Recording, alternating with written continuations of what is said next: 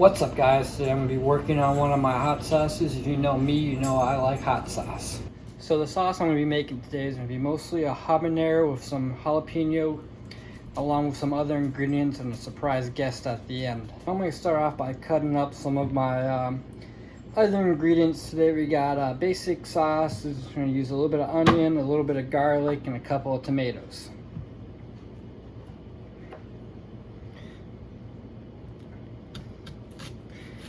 Now I don't want to add too much onion, too much garlic, too much tomatoes. I like just a pure pepper sauce. I like the peppers to really shine through.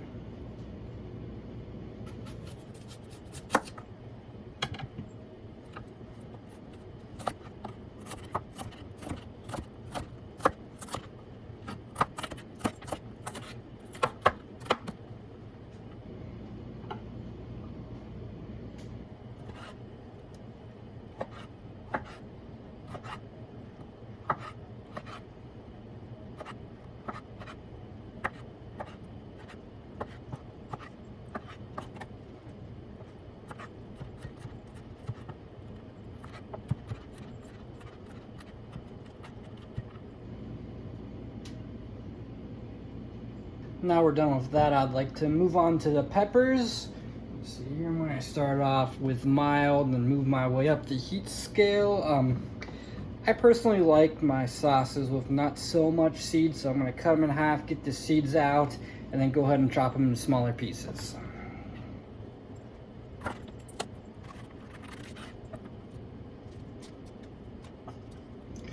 So usually the bigger the pepper is, easier it is to get the seeds out.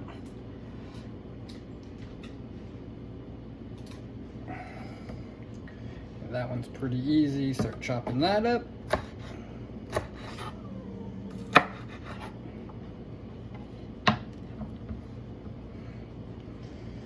Okay, that one was pretty easy. Now I'll move on to the jalapenos. So I got a mixture today of red and green jalapenos. Both of these have come from my garden. First year attempting to cook jalapenos. Growing jalapenos. I would say it worked out pretty good. Out of everything I tried to grow this year, jalapenos were definitely my best. Tried to grow some habaneros, didn't get too many. Tried to grow some ghost peppers. That plant never took off, but the jalapenos worked pretty well. I found that the jalapenos from my garden definitely have a hotter heat level than typical store-bought jalapenos. I don't know if it's just because they're fresh. I couldn't tell you. Now the red ones, a lot of people don't know, is jalapenos naturally turn red. Red ones are usually a lot hotter. I wouldn't say like extreme hot. They're still within the typical range of the jalapeno, but they're definitely on the hotter side. Go ahead and give this one a taste.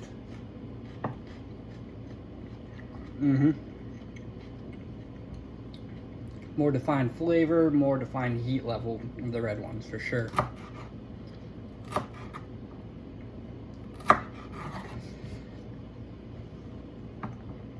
Okay, now that those are done, I'm going to be moving on to my habaneros. Habaneros today, I'm going to have a mix of store-bought and from my garden. I only got really one plant. I only got about 10, maybe 12 habaneros, so I gotta go buy some from the store to make a more fuller, better sauce.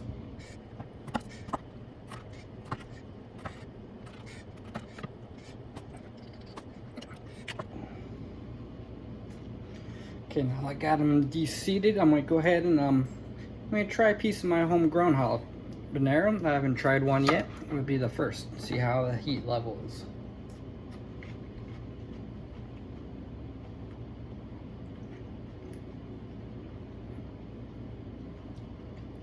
So that's good heat level, good flavor. Not too different from the store-bought from my experience. So you may be wondering why I have gloves on now. Well, that's because of my final ingredient I'm going to be adding. It'd be the world famous ghost pepper. I like to add a little bit of heat. I'm going to use about 2 peppers into this to add a real big heat. For most people, habanero is about hot, as they call it. I like it a little bit spicier, so I feel like with the amount of peppers I have in the sauce and the ghost pepper, it's going to really dilute the ghost pepper, but still have it right around that spice level I like. Now, most people do recommend wearing gloves when working with ghost peppers. They are the 7th hottest pepper. A lot of people think they are still the hottest pepper. Since they've come out, they definitely have discovered and made more hot peppers. As you can see on my gloves, that shininess, that's not actually water, that's just oil from the pepper. That oil will cause a little bit of burning on your hands. Takes a bit to go away, just like any other oil. It absorbs into the skin, and then you really feel it about 20 minutes after working with the pepper. Now, you also may be wondering why I have the paper towel down. I got a wood chopping board here, and the oils can absorb into the wood, and my wife would be really upset if everything she touched on this board would be really spicy. Now that I'm done chopping up all the peppers, you can see them here. Almost looks like the fall trees. You got all the pretty colors: orange, red, light green, dark green. It's almost a shame that I have to blend them all up into a sauce. Okay, so we're gonna go ahead and start off by adding all of our peppers in there. Get them in there, start cooking them down a bit. There you go. You can really, now that they're out of the bowl, you can really see the beautiful colors, the mixture. Now that we got our peppers going, we're going to go ahead and add the tomatoes, onion, and garlic. Get them all in there. Go ahead and stir those in.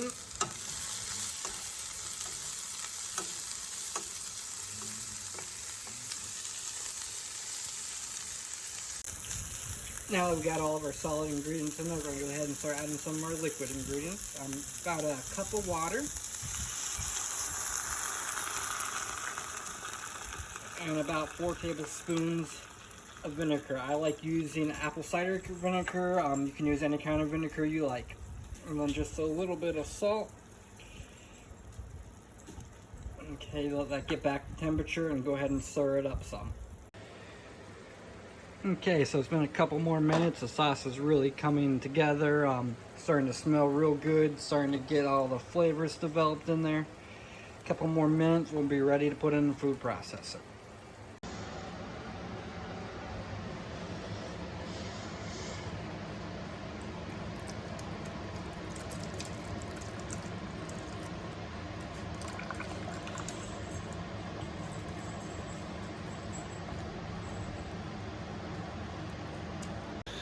Okay, now that we got everything in the food process, we're going to go ahead and start the blending process.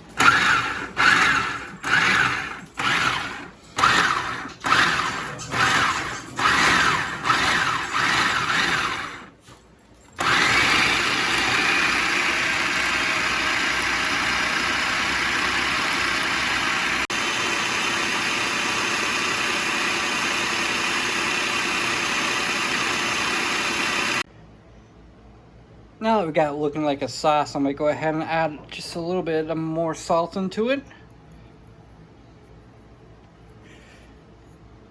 And just a little bit more garlic powder. Just add a little bit more garlic, not too much, just a little. Some pepper in it. Like I said, just a little bit, not too much of any of these ingredients. And a little bit of paprika. But really, you can just add any kind of flavors you want. Go ahead and get creative with it.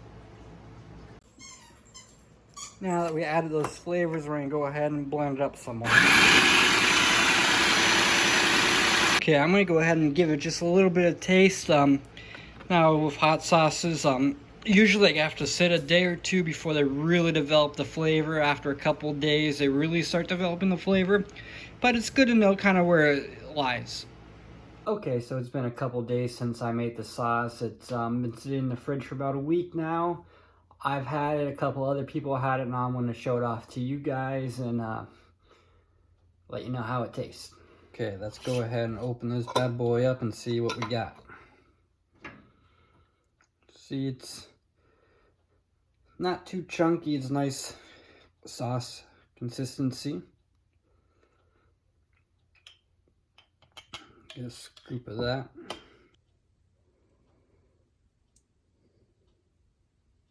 Okay, I'm gonna go ahead and test it out on the cracker here. Real good heat level on this.